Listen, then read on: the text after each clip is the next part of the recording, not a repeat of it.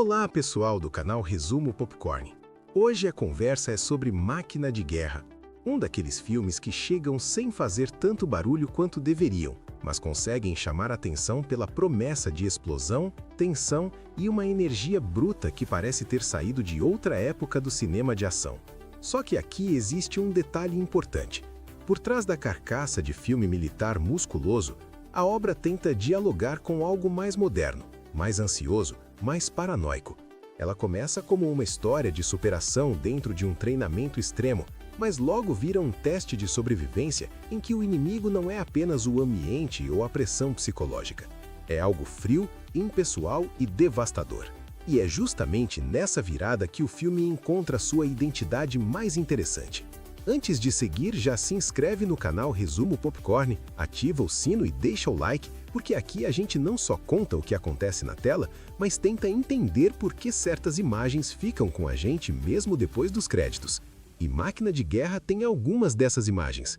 Não necessariamente porque tudo seja brilhante, mas porque o filme sabe construir impacto quando decide abandonar o piloto automático e mergulhar de vez no caos. A base da história é simples e eficiente. Em sua última missão de treinamento, um engenheiro de combate precisa liderar uma equipe de elite em uma luta pela sobrevivência contra uma máquina mortal. O protagonista, vivido por Alan Ritchson, carrega o peso de um trauma e entra nesse percurso quase como alguém que não está apenas tentando vencer um teste, mas provar para si mesmo que ainda merece continuar. O filme usa esse homem quebrado como centro emocional, mesmo sem aprofundar tudo o que poderia. Ao redor dele, a presença de Dennis Quaid e Stephen James ajuda a sustentar a atmosfera de hierarquia, disciplina e pressão constante. O que mais chama a atenção na análise de Máquina de Guerra é que ele se constrói em duas metades muito diferentes.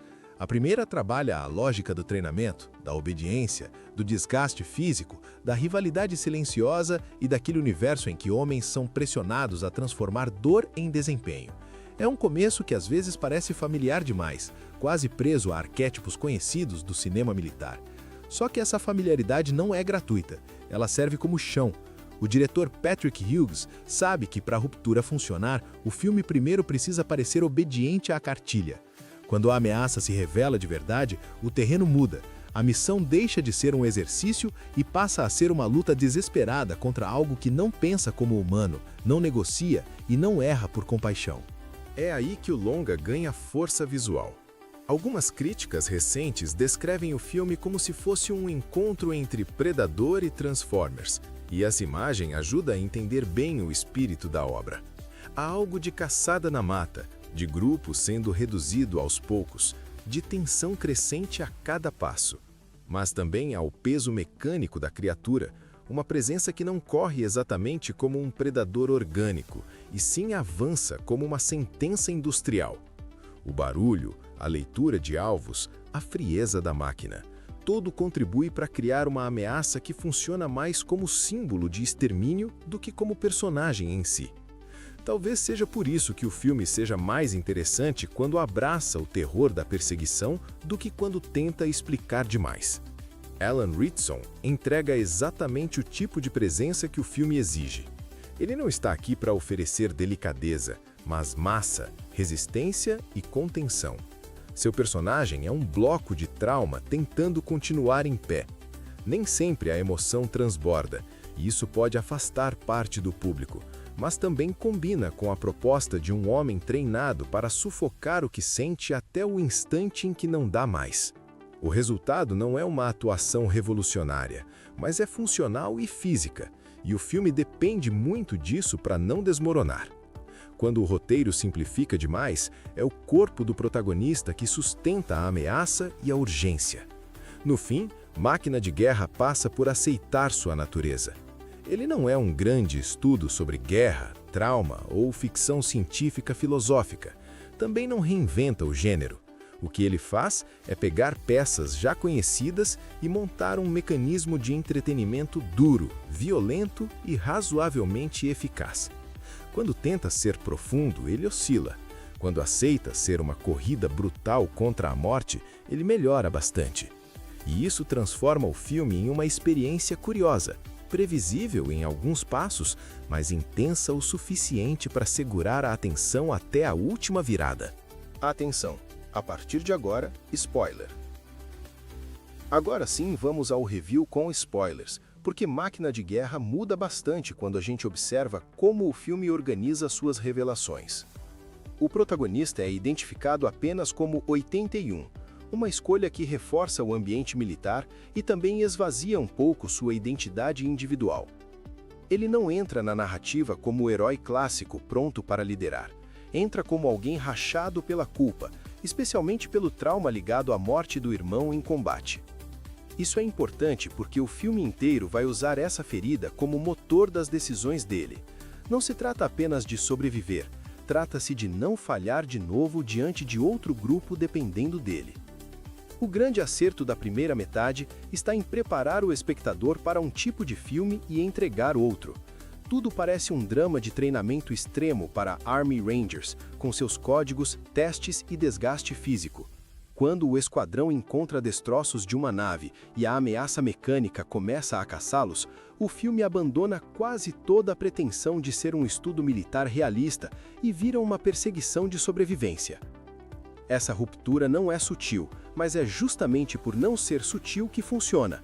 A partir daí, o longa entende que sua melhor versão está no pânico, no deslocamento e na sensação de que os soldados foram colocados em campo com preparo insuficiente para enfrentar o que encontraram. Muitos ainda acreditavam estar apenas em um exercício. A máquina alienígena em si não é exatamente complexa, mas cumpre bem o papel de pesadelo operacional. Ela rastreia, desorienta, encurrala e elimina. O filme acerta ao não humanizar demais essa criatura. Ela funciona como uma força de guerra pura, uma engenharia voltada para caçar e anular. E isso conversa com o próprio título.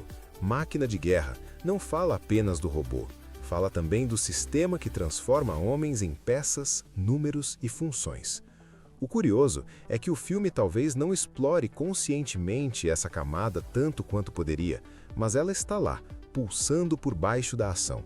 O herói, chamado 81, enfrenta uma máquina enquanto também tenta escapar de ter se tornado ele mesmo apenas um número obediente à lógica da destruição. No clímax, o longa escolhe um caminho clássico, mas eficiente. Em vez de vencer o inimigo na força bruta, 81 usa o que aprendeu no treinamento. Uma informação técnica sobre ventilação e superaquecimento apresentada antes quase como detalhe descartável, volta no confronto final. Em uma pedreira, ele prende a máquina num espaço em que o sistema de ventilação é bloqueado por rochas e detritos. O robô superaquece, entra em colapso e explode. É um final que não busca sofisticação, mas respeita uma regra básica do bom entretenimento: plantar antes para colher depois.